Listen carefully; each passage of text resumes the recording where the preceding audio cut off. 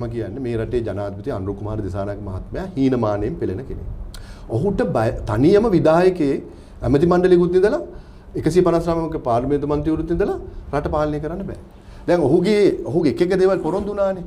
ඔහු කිව්වා බරයෙන් බාන ගන්නට තෙල් දෙනවා, ලයිට් බිල වඩ අඩු කරනවා, වතුර බිල අඩු කරනවා, කෑම පාසල් දරුවන්ගේ භාණ්ඩ උපකරණ වලට බදු ගහන්නේ නැහැ. ඔයගේ ගොඩාක් දේවල් කිව්වනේ. ගොවියට දෙනවා 150ට වී ගන්නවා. දැන් අද වෙනකොට මේ ඔක්කොම බොරු වෙලා ආණ්ඩුව ගෙනියන්න තියෙන එකම දේ විපක්ෂයේ മന്ത്രിවරුන්ව දඩයන් කිරුවා. පක්ෂයේ කාව හරි හැමදාම පුළුවන් නම් අතුරට දාලා මුල් පුවතට ගන්න. ඔච්චර කතන්දරේ. ඔය ක්‍රියාදාමය දැන් කරගෙන යන්න ඉස්සරහට බයයි. ඇයි? එක්තරා විනිසුරුවරේ විශ්‍රාම ගැනීමට නියමිතයි දෙසැම්බර් මාසයේ. දැන් ඔන්න බයක් ඇති වෙනවා. ඒ විනිසුරුතුමා ගියාම මට මේ වැඩේ කරගෙන යන්න පුළුවන් වේද? ඔකයි ඇත්ත තත්ත්වය. එතකොට බලනවා ඒ විනිසුරුතුමාව තියාගන්න මොකද්ද කරන්න පුළුවන්? අන්න ගෙනාවා අවුරුදු 2කින් සේවා කාලය දීර්ඝ කරා. උපරිමාධිකරණ විනිසුරුවරුන්ගේ අභියාචනාධිකරණය හා ශ්‍රේෂ්ඨාධිකරණය. දැන් අද නීතිඥ සංගමයේ විරුද්ධ වුණා. ඊළඟට පොදු රාජ්‍ය මණ්ඩලීය නීතිඥවරුන්ගේ සංගමයේ විරුද්ධ වුණා. හරිද? ලෝ ඒෂියා නීතිඥ සංගමයේ විරුද්ධ වුණා. කොළඹ මහාධිකරණයේ නීතිඥ සංගමයේ විරුද්ධ වුණා. වෙනත් ඒවා ශාඛා අය විරුද්ධ වුණා.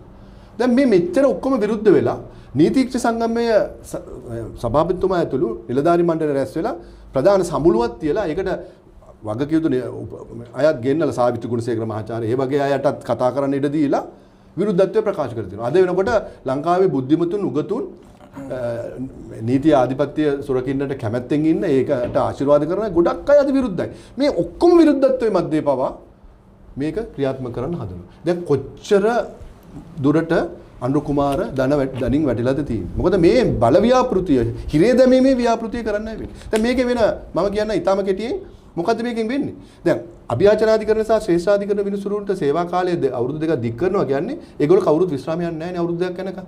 එතකොට ඊළඟ පොලිමේ ඉන්නවා මහාධිකරණය. කොළඹ මහාධිකරණය ගාල්ල වෙන්න පුළුවන්. මේ වෙනත් තැන්වල වෙන්න පුළුවන්. ජ්‍යෙෂ්ඨ මහාධිකරණ විනිසුරු ඉන්නවා අතන්ට යන්න බලائیں. ඒගොල්ලන්ට යන්න බෑ. ඒගොල්ලෝ මහාධිකරණ විනිසුරු විදියට ඒගොල්ලන්ට වෙනවා විශ්‍රාම ගන්න. සමහරුන්ට දිසා අධිකරණ විනිසුරු විදියට විශ්‍රාම ගන්නවා. සමහරුන්ට මහේස්ත්‍රාත් අධිකරණයෙන්ම විශ්‍රාම යන්න වෙනවා. මේගොල්ලන්ට වෙන නෑ විකල්ප. මේගොල්ලන්ට බිස්නස් කරන්න බෑ. අඩු ගානේ අපි වගේ එළියට ගිහලා පබ් එකක බියර් එකක්වත් බොන්න බෑ ප්‍රසිද්ධියේ. ඩාන්ස් එකක් දාලා යාළුවොත් එක්ක අලෝ මචං වරෙන් මචං කියලා සින්දුවක් අහලා ප්‍රසිද්ධියක් බෑනේ. ඇයි? ඕක වීඩියෝ කරපු ගමන් ඉවරයි. මේගොල්ලෝ හරිය නිකන් රහසිගත ජීවිතයක් ගත කරන්නේ. දැන් මේගොල්ලන්ට වෙන ආදායම් මාර්ග නෑ වැටුපයි ඒ දීමනා ටික විතරයි. හරි. එතකොට මේගොල්ලන්ගේ තියෙන එකම දේ තමයි මේ උස්සස් වීම ටික. ඒගොල්ලෝ හරිය ආසයි. කවදා හරි අඩු ගානේ අභියාචනාධිකරණ මිනිසුරෙක් වෙලා හරියන්නේ. දැන් මේක තමයි මේ නැති කරන්නේ. ඒ නිසා තමයි අර දිසා අධිකරණයේ සහ මහේස්ත්‍රාත් අධිකරණ වල විනිසුරුවරු එකතු වෙලා මේ කඩුවෙලදී 65ක් කිව්වේ ඒකම තිකව. හැබැයි දැන් අලුත් යෝජනාවක් ඇවිල්ලා තියෙනවා නේද? ඔක්කොටම කරන්නේ. දැන් එනවා අලුත් යෝජනාවක් ඔක්කොටම. දැන් එතකොට මොකද වෙන්නේ? ඔක්කොම විනිසුරුවරුන්ට දික් කරනකොට ඒගොල්ලෝ මුලින් කිව්වේ මොකද්ද? ඒගොල්ලෝ කිව්වේ උදාහරණයකට ප්‍රීතිපත්මල් සූරසේන අගවිනිසුරුතුමා එක්තරා උත්සවයකදී මම හිතන්නේ මහේස්ත්‍රාත්වරු දිවුරුම් දෙන උත්සවයේදී අලුත් මහේස්ත්‍රාත්වරු එතුමා කිව්වා අධිකරණය ශක්තිමත් කරන්න. ඒකට මේ එහෙම නැත්නම් මේ ලොකු අඩුවක් වෙන්නේ රටකට ලොකු පාඩුවක් කියලා.